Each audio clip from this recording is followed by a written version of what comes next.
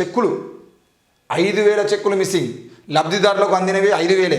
అందులోనూ కొన్ని అక్రమంగా డ్రా, మిగతావి ఎక్కడ ఉన్నాయన్నది మిస్టరీ. వివరాల సేకరణలో అధికారులు. హరీష్ రావు ఆఫీసు ఉద్యోగి వ్యవహారంతో మరిన్ని అనుమానాలు. సీఎంఆర్ఎఫ్ సీఎం రిలీఫ్ ఫండ్, ముఖ్యమంత్రి రిలీఫ్ ఫండ్ ఏదైతే ఉందో ఆ సీఎం రిలీఫ్ ఫండ్ నుండి భారీగా అవకతవకలు జరిగినాయి. మొత్తం అసెంబ్లీ ఎన్నికలకు ముందు సుమారు 1000 చెక్కులను మంజూరు చేసిరట. 10,000 చెక్కులను, అసెంబ్లీ ఎన్నికలకు ముందు 10,000 చెక్కులని మొత్తానికి వాళ్ళు మంజూరు చేయడం జరిగింది. ఆ 10,000 చెక్కులు 5,000 చెక్కులు మిస్సింగ్. 5,000 మాత్రమే అందినాయి, లబ్ధిదారులకు అందినాయి. అంటే 10,000 చెక్కులు ఈరోజు సీఎం రిలీఫ్ ఫండ్ నుండి బయటికి పోతే అందులోకి వెళ్ళి 5,000 చెక్కులు మాత్రమే లబ్ధిదారులకు పోయి ఇంకో 5,000 చెక్కులు లబ్ధిదారులకు పోలేదు అని అంటే ఆ 5,000 చెక్కులు ఏవైతే మిస్సింగ్ అయినాయో ఆ మిస్సింగ్ సంబంధించిన విషయంలో మరి హరీష్ రావు ఆఫీస్ ఎంప్లాయీ అంతా చేసిండు అనే విషయం అయితే అర్థమైంది. దాంతోపాటు హరీష్ రావు నిన్న స్టేట్మెంట్ ఇచ్చిండు.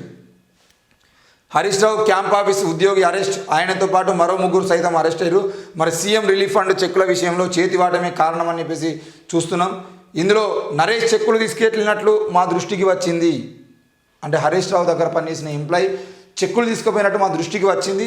గతంలోనే అతనిపై మేము పోలీసులకు ఫిర్యాదు చేసినాం, ప్రకటన విడుదల చేసిన హరీష్ రావు కార్యాలయ వర్గాలు అని చెప్పేసి వార్త వస్తుంది. అంటే హరీష్ రావు ఆఫీసులో ఉన్నటువంటి ఎంప్లాయీ 5,000 చెక్కులు మిస్ చేసినాం అనే విషయంలో మేము ఆల్రెడీ ముందే కంప్లైంట్ చేసినాం.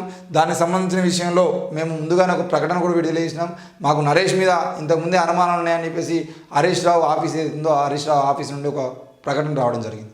అంటే క్లియర్గా ఈరోజు కాంగ్రెస్ పార్టీ అధికారంలోకి వచ్చింది కాబట్టి ఈ 5,000 చెక్కులు బయటపడ్డాయి.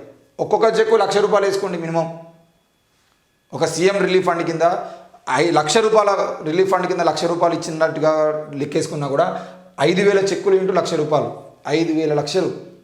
మరి ఇంత డబ్బుల్ని ఈరోజు వాళ్ళు కేవలం పార్టీ ఆఫీసులో పనిచేసే ఎంప్లాయీసే వాటిని చేయగలుగుతారా? హరీష్ రావు హస్తం లేకుండా హరీష్ రావు ఆఫీసులో ఉన్నటువంటి నరేష్ అనే ఒక ఉద్యోగి, ఆయన పిఏగా ఉండేటువంటి పనిచేసేటువంటి ఒక ఉద్యోగి ఈరోజు 5,000 చెక్కుల్ని, దాదాపు 5 కోట్లకు 50 కోట్ల విలువ చేసేటువంటి చెక్కుల్ని ఈరోజు వాళ్ళు మిస్ చేసే అవకాశాలు ఉంటాయా అనేది మనం ఒకసారి ఆలోచిద్దాం.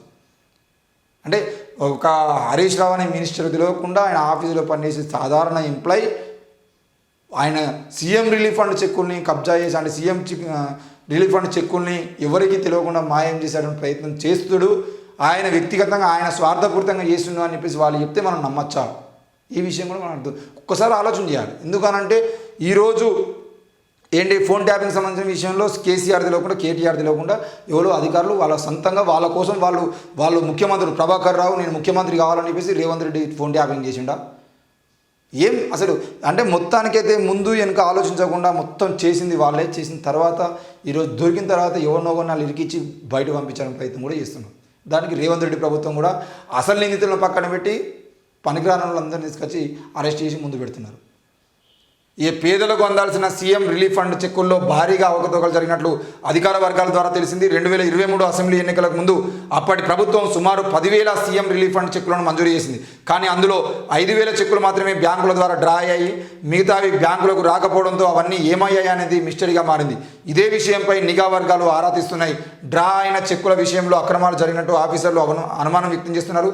హరీష్ రావు ఆఫీసు ఉద్యోగి అరెస్టుతో అనుమానాలు. బీఆర్ఎస్ హయాంలో సీఎం రిలీఫ్ ఫండ్ చెక్కుల పంపిణీలో అనేక అక్రమాలు జరిగి ఉన్నట్టు రాష్ట్ర ప్రభుత్వానికి ఫిర్యాదులు వస్తున్నాయి. అందులో భాగంగానే వచ్చిన కంప్లైంట్ మేరకు మాజీ మంత్రి హరీష్ రావు ఆఫీసు ఉద్యోగి అనేక సీఎంఆర్ఎఫ్ చెక్కులను అక్రమంగా డ్రా చేసినట్టు అధికారులు గుర్తించారు. బుధవారం అతన్ని అరెస్ట్ చేశారు. అసెంబ్లీ ఎన్నికలకు ముందు మంజూరు చేసిన చెక్కులెన్ని, అందులో ఎన్ని చెక్కులు డ్రా అయ్యాయి అనే విషయంపై అధికారులు ఆరా తీయగా 5,000 చెక్కులు డ్రా కాలేదనే విషయం బయటకు వచ్చింది. మరి ఆ చెక్కులు ఎందుకు డ్రా కాలేదు, అవి లబ్ధిదారులకు అందినాయా లేదనేది కూడా ఇప్పటివరకు అర్థం కాని పరిస్థితి.